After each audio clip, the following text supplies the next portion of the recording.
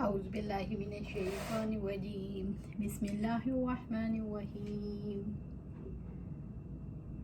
إن الذين آمنوا وهاجروا وجاهدوا بأموالهم وأنفسهم في سبيل الله والذين آووا ونصروا أولئك بعضهم أولياء بعض بلا شبہ جو لوگ ایمان لائے اور انہوں نے ہجرت کی اور اللہ تعالیٰ کی راہ میں اپنی جانوں اور مالوں سے جہاد کیا، اور وہ لوگ جنہوں نے جگہ دی اور مدد کی، یہ لوگ ایک دوسرے کے دوست ہیں۔ سورۃ الانفال اور آیا 75 دیکھیں گے۔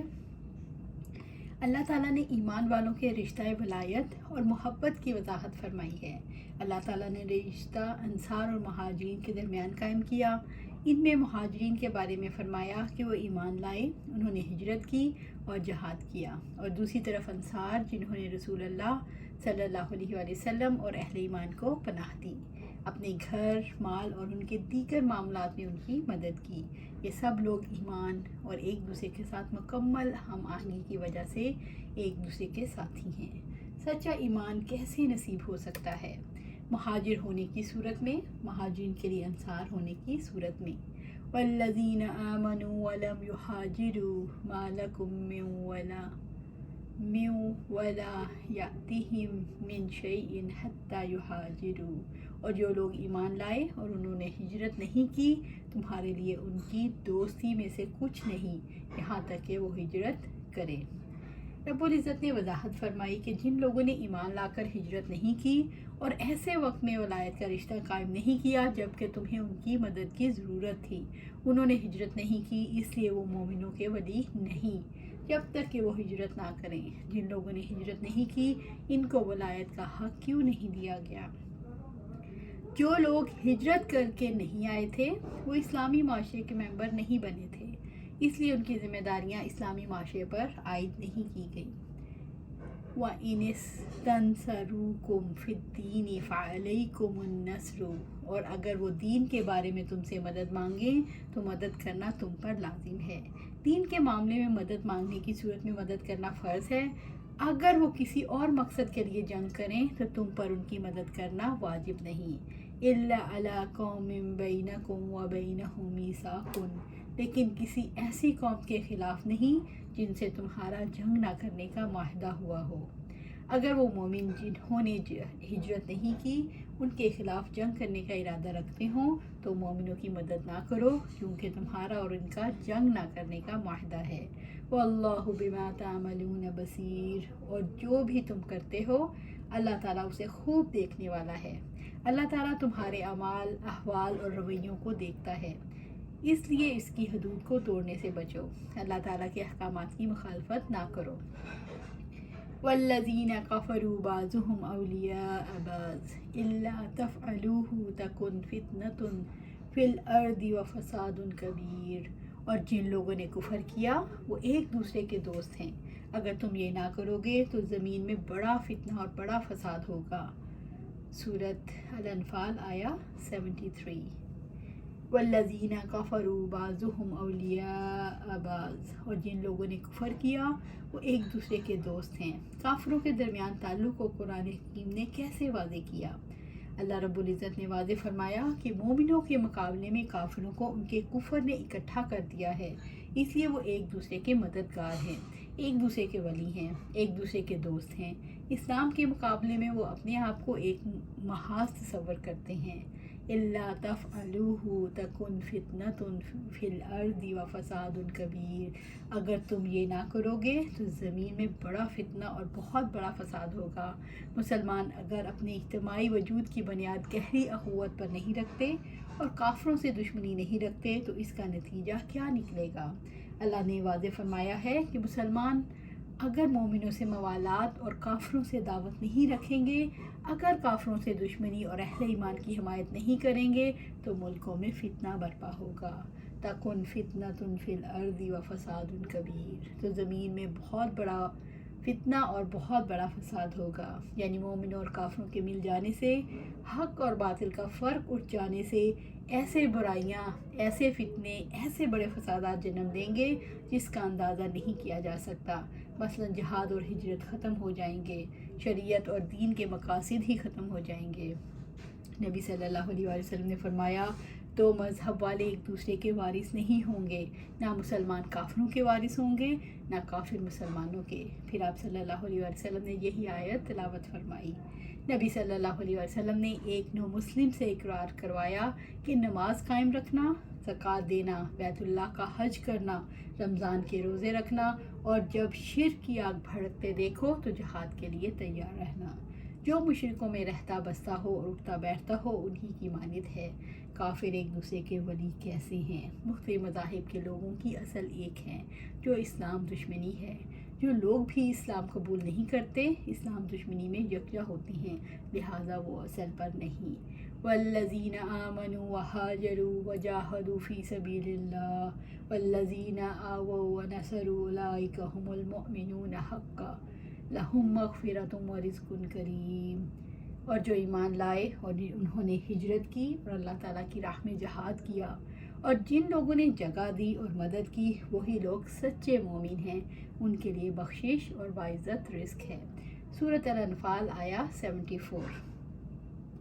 اللہ رب العزت نے ان لوگوں کی مدح کی ہے۔ والذین آمنوا، جو اللہ تعالیٰ کی ملاقات پر ایمان لائے اور اس کے وعدوں اور وعیدوں کی تصدیق کی، وہاجروا، اور انہوں نے اپنے گھر بار چھوڑے اور مدینہ منورہ میں رسول اللہ صلی اللہ علیہ وآلہ وسلم سے آ ملے، وجاہدوا فی سبیل اللہ، اور اللہ تعالیٰ کی راہ میں جہاد کیا، یعنی دین کی ذمہ داری کو پورا کیا۔ والذین آووا ونصروا، یعنی جنہوں نے پناہ دی اور مہاجرین کی مدد کی، اولئک هم المؤمنون حقا، وہی لوگ سچے مومن ہیں۔ وہی سچے مومن ہیں کیونکہ انہوں نے اپنے ایمان کی تصدیق کی، وہی لوگ ایمان میں کامل ہیں۔ ایمان کی حقیقی صورت کیا ہے؟ ایمان کی حقیقی صورت اجتماعی معاشرے کی شکل میں وجود میں آتی ہے۔ جب ایمان والے اجتماعیت کی شکل اختیار کرتے ہیں تو دین کی حقیقت وجود میں آ جاتی ہے۔ لہم مغفرۃ ورزق کریم، ان کے لیے بخشش اور باعزت رزق ہے۔ لہم مغفرۃ، ان کے گناہوں کی ستر پوشی ہے، ان سے مواخذہ نہیں ہوگا، ورزق کریم، اور ان کے لیے ان کے رب سبحانہ و تعالیٰ کے پاس جنت کی نعمتیں ہیں، اور ان کی لغزشیں اور گناہ ختم ہو جائیں گے، اور ان کے لیے نعمت بھری جنتوں میں کثیر بھلائیاں ہیں۔ یہاں رزق کریم کا ذکر کیا گیا، اس کی وضاحت کریں کیا ہے اس کا مطلب۔ یہاں اللہ تعالیٰ کی راہ میں جہاد، انفاق، پناہ کا فراہم کرنا، مدد کرنا اور دوسری مشکلات کا ذکر ہو رہا ہے۔ اللہ تعالیٰ نے رزق کریم کا ذکر کر کے یہ بتایا ہے ان سب کاموں سے اوپر اس کا صلہ ہے، اس کا اجر ہے، مغفرت اور رزق کریم ہے۔ والذین آمنوا من بعد وہاجروا وجاہدوا معکم فاولئک منکم وأولو الأرحام بعضهم أولى ببعض فی کتاب اللہ ان اللہ بکل شیء علیم۔ اور جو اس کے بعد ایمان لائے اور ہجرت کی اور انہوں نے تمہارے ساتھ مل کر جہاد کیا، وہ تم ہی میں سے ہیں، اور رشتہ دار اللہ تعالیٰ کی کتاب میں ایک دوسرے کے زیادہ حقدار ہیں۔ یقیناً اللہ تعالیٰ ہر چیز کو خوب جاننے والا ہے۔ جو لوگ رسول اللہ صلی اللہ علیہ وآلہ وسلم اور ان کے اصحاب رضی اللہ عنہ اجمعین کے بعد آئے، یعنی ان کے نقش قدم پر چلے، ان کا آخرت میں بہترین انجام ہوگا، کیونکہ وہ ایمان اور اعمال صالح میں پہلے لوگوں جیسے تھے، آخرت میں بھی ان کے ساتھ ہوں گے۔ ان بعد میں آنے والوں میں اسلام لانے والے، ہجرت کرنے والے اور جہاد میں شامل ہونے والوں کے قانونی حقوق بالکل وہی ہوں گے۔ والسابقون الاولون من المہاجرین والانصار کے بارے میں ہے، کیونکہ اب یہ سب ایک برادری سے منسلک ہو چکے ہیں۔ تقدیم اور تاخیر کی وجہ سے ان کے فرائض اور حقوق میں کوئی فرق نہ ہوگا، معاہدات میں برابر کے شریک ہوں گے، صلح اور جنگ اور وراثت وغیرہ میں بھی کوئی فرق نہیں ہوگا۔ ان کے وہی حقوق ہیں جو تمہارے حقوق ہیں، اور ان کی ذمہ داری بھی وہی ہے اور وہی ان کے فرائض ہیں جو تمہارے۔ ایمان پر مبنی یہ موالات اسلام کے ابتدائی زمانے میں تھی، اس کی بہت بڑی وقت اور عظیم شان ہے۔ حتیٰ کہ نبی صلی اللہ علیہ وآلہ وسلم نے مہاجرین اور انصار کے درمیان جو اخوت قائم کی تھی وہ خاص اخوت تھی، جو اخوت عامہ اور ایمانیہ کے علاوہ ہے، حتیٰ کہ وہ ایک دوسرے کے وارث بھی بنے۔ پھر اللہ تعالیٰ نے یہ آیت کریمہ نازل فرما دی وَأُولُو الْأَرْحَامِ بَعْضُهُمْ أَوْلَىٰ بِبَعْضٍ فِي کتاب اللہ، اور رشتہ دار اللہ تعالیٰ کی کتاب میں ایک دوسرے کے زیادہ حقدار ہیں، اور رشتہ دار ایک دوسرے کے زیادہ حقدار ہیں۔ میت کی وراثت صرف انہی لوگوں کو ملے گی جو اصحاب الفروض ہیں یا وہ میت کا عصبہ ہیں۔ اگر میت کا عصبہ اور اصحاب الفروض موجود نہ ہوں تو ذو الارحام میں سے وہ لوگ وارث بنیں گے جو رشتے میں میت سے سب سے زیادہ قریب ہیں، جیسا کہ آیت کریمہ کا عموم دلالت کرتا ہے۔ فی کتاب اللہ، اللہ تعالیٰ کی کتاب میں، اللہ تعالیٰ کی حکم اور اس کے فیصلوں میں جو لوح محفوظ میں موجود ہے۔ ان اللہ بکل شیء علیم، یقیناً اللہ تعالیٰ ہر چیز کو خوب جاننے والا ہے۔ اللہ تعالیٰ ہر چیز کا پورا علم رکھتا ہے، اس کا علم وسیع ہے، ہر چیز کو گھیرے ہوئے ہے۔ یہ جملہ وعدہ اور وعید کے لیے ہے، وعدہ اہل ایمان سے اطاعت کی وجہ سے اور وعید اہل شرک اور نافرمانوں کے لیے۔ اللہ تعالیٰ انسانوں کے تمام معاملات کو جانتا ہے، اس نے انسانوں کی ضرورت کے مطابق احکامات دیے ہیں۔ رشتہ داریوں کو اسلامی معاشرے کے قیام کے بعد کیسے فطرت کے مطابق قائم کیا گیا؟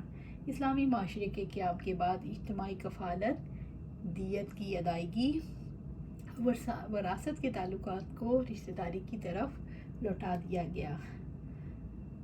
تو الحمدللہ ہم نے سورۃ الانفال آج ختم کر لی ہے۔ اللہ سبحانہ تعالیٰ سے دعا ہے جو ہم نے پڑھا ہے اس پر اس کو ہم سے قبول فرمائے اور اس پر عمل کرنے کی توفیق عطا فرمائے، جو ہم سے غلطیاں ہو گئی ہیں اس کو درگزر کرے، اور ہمیں قرآن و سنت کے مطابق اپنی زندگیاں گزارنے کی توفیق عطا فرمائے اور اس پر ہمیں جما دے۔ آمین یا رب العالمین۔